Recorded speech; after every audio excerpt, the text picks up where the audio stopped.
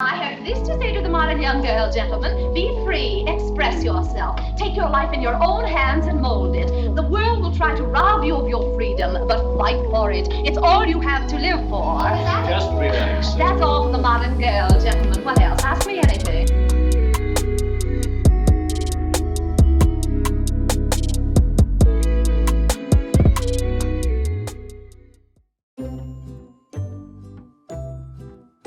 Hi everyone, I'm Caitlin, and today I'm going to take you along as I refashion a dress into a cute summer two-piece.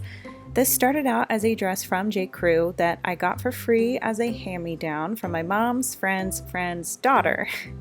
This dress had actually never been worn and still had its tags on, so I got to see how much it was new, and oh boy, it was a pretty penny. Now, if you're thinking, Caitlin, how could you cut into a dress that costs that much? I would say, great question. I was super nervous, but at the end of the day, the dress did not do me any favors. It was loosey-goosey. I had played around with doing alterations to make it fit better, but the thought was tiring, so it sat in my scrap clothes to do something with eventually pile for almost over a year and a half. Until inspiration to the rescue, and that's where I'd like to introduce Jeanette MacDonald. If you don't know who Jeanette MacDonald was, jump on over to my Instagram, That's All for the Modern Girl, where I am featuring her for the month of June 2021 in my series Highlights of Hollywood Heroines to learn more about her life story. I'll sum up her career as this. Jeanette was a classically trained soprano and a movie star known for her work at Paramount and MGM in the 1930s and 40s. It was this unique combination that led her to become one of the most influential sopranos of the 20th century. She popularized opera for the average moviegoer, bringing in thousands of fans when she went on concert tours all over the country. She still holds quite a few records in recital and concert halls across the US for highest audience attendance. Now, back to fashion. I have had this picture of Jeanette MacDonald in this adorable two-piece playsuit saved for a while now because I knew I wanted to make something like it.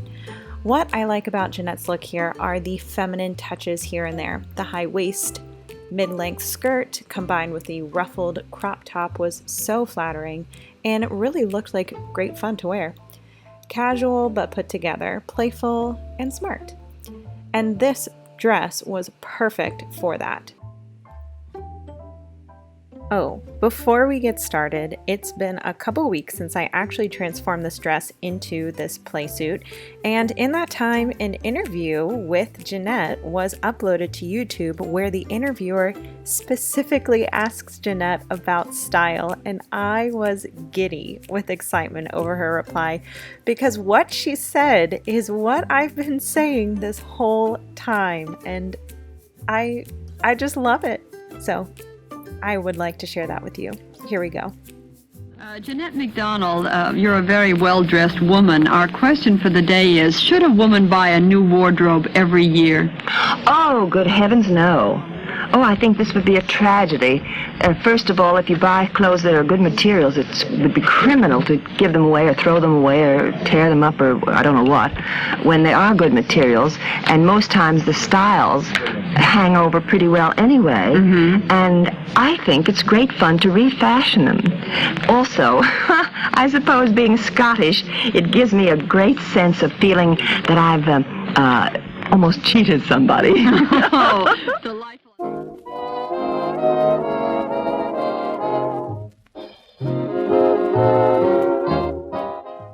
And now on to the refashioning. So the very first thing I needed to do was separate the bodice and the skirt portion of the dress.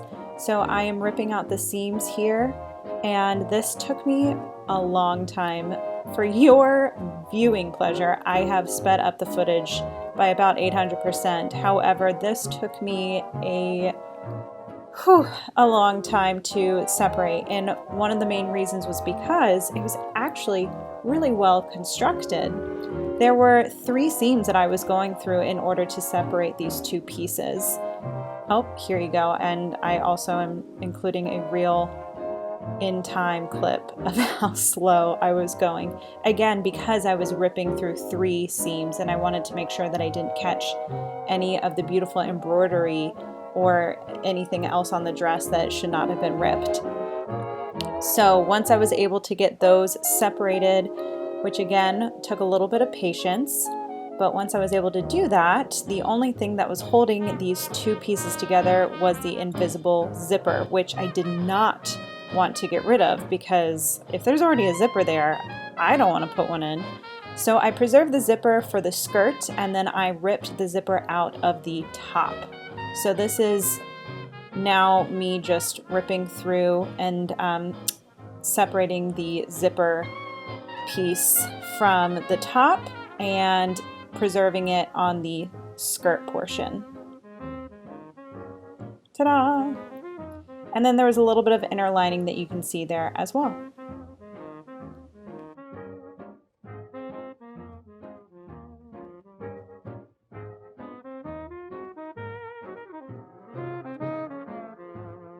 While I was able to preserve the zipper, the waist still needed a little bit of work, and luckily I was able to find a side seam where I could take it in. That's easy. Well, famous last words. There's a seam right here, so I can undo this and tighten it. Oops. Yay! Let's do that. Let's do that. I'm so happy. Once these side seams had been taken care of, it was time to go to the invisible zipper. So that was my wonderful miming skills to tell you that I am about to sew off the ends of where I cut the zipper, because there is no longer a stopper there to prevent the zipper from just coming completely off. So a quick way and an easy way to fix that and to preserve a zipper, again, how many times can I say I did not want to have to put a zipper in, or especially mess with a invisible zipper, because I just have heard so many horror stories about them, that all it took was just a few stitches, as you see me doing here, to sew over the teeth of the zipper and make sure that the zipper head, when it was pulled up, would run into those, and that would stop it from coming completely off. So now it's time to test that out. Drum roll. Woohoo! It worked.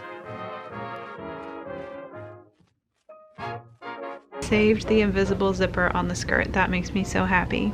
Okay, now let's see if we can pull in the sides.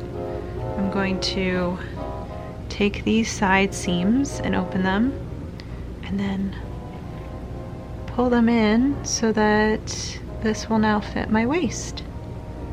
And I'll do that on each side. Again, here I am taking my time with ripping the seams on these side seams. I really wanted to make sure that I preserved the beautiful detail that was going to be on the waist piece. So that meant taking a little more time and testing my patience a bit, but it all worked out.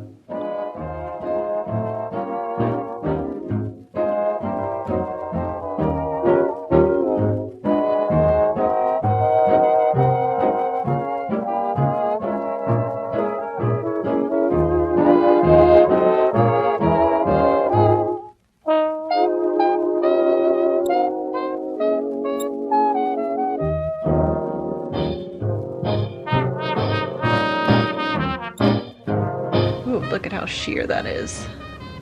Look at how nice.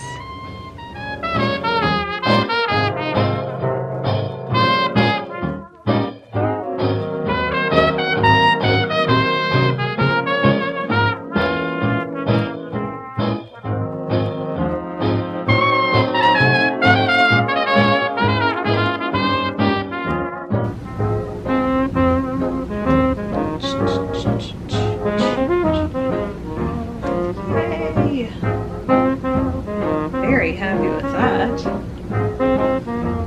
I saved the pockets. Alright. Back to the top, we have elastic in the works, which I've never actually worked with before, so this took a lot of playing and improvising for me, which was fine. I wouldn't recommend the method that I ended up using to anyone who was trying to use this as any kind of tutorial. Please don't. This was just me fiddling with the elastic, and well, you'll see what I ended up doing in a moment.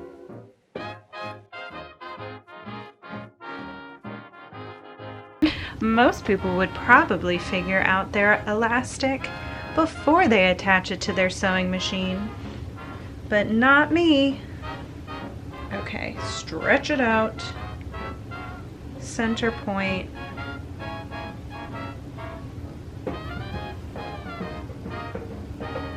super, and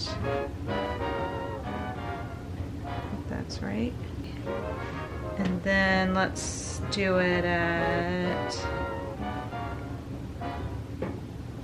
the underarm seam. This is like I Love Lucy waiting to happen. I know.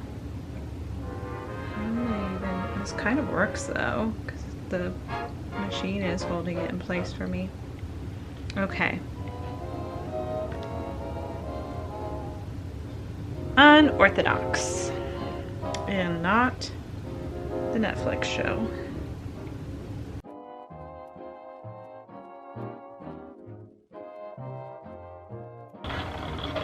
Oh, for the love of God. How is this supposed to work? Oh, I just want to finish this tonight. I don't want to do it tomorrow. Come on. I'm going crazy. I'm standing here solidly on my own two hands and going crazy. Okay, I think it's happening now. Yeah. Getting it started. Yes, I see elastic. Oh, please work. Please work. That would be swell.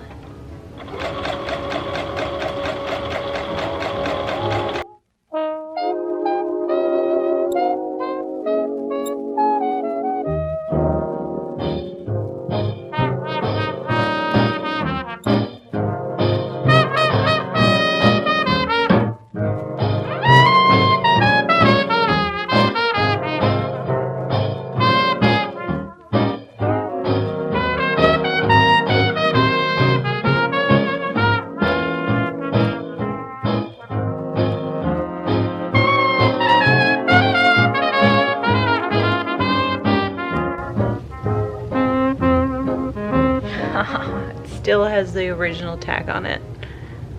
Can you see that? Nope, you can't. Come. Where are my priorities at? I don't care. Chop, chop, chippity chop. Cut off the bottom, cut off the top. What we got left will be our cute top. Chop, chop, chippity chop. I'm going crazy. I'm standing here solidly on my own two hands and going crazy.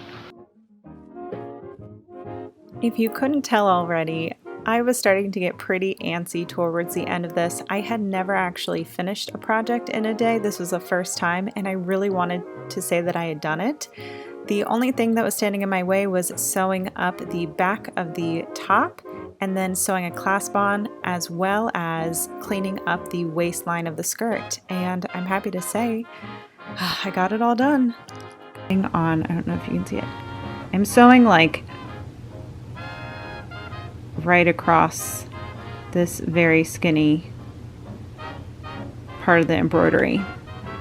So it's sort of like walking on a beam all the way down, and I am pulling this underneath as I go, just so that you have that close up.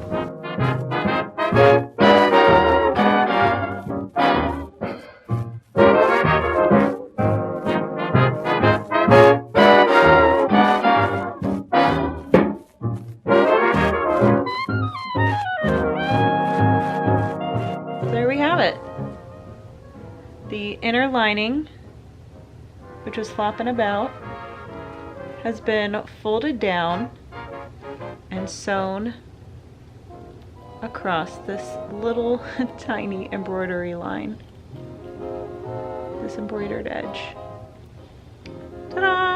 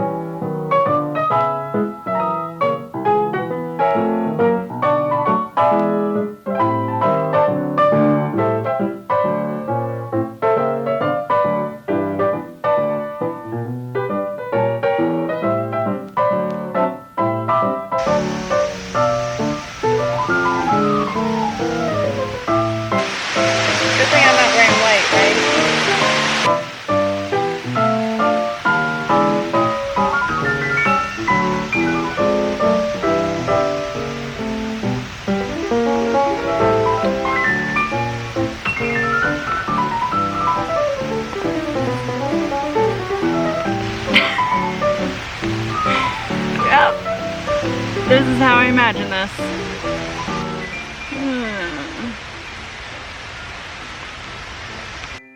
Well, that certainly was the shortest reveal that I have had to date.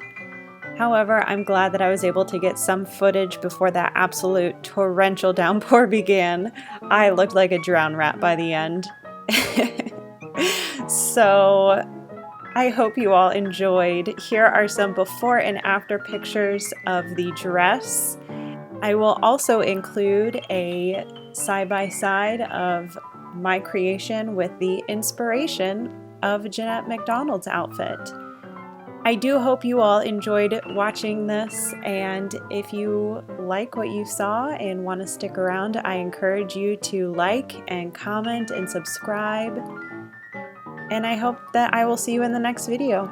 All right, take care. Bye.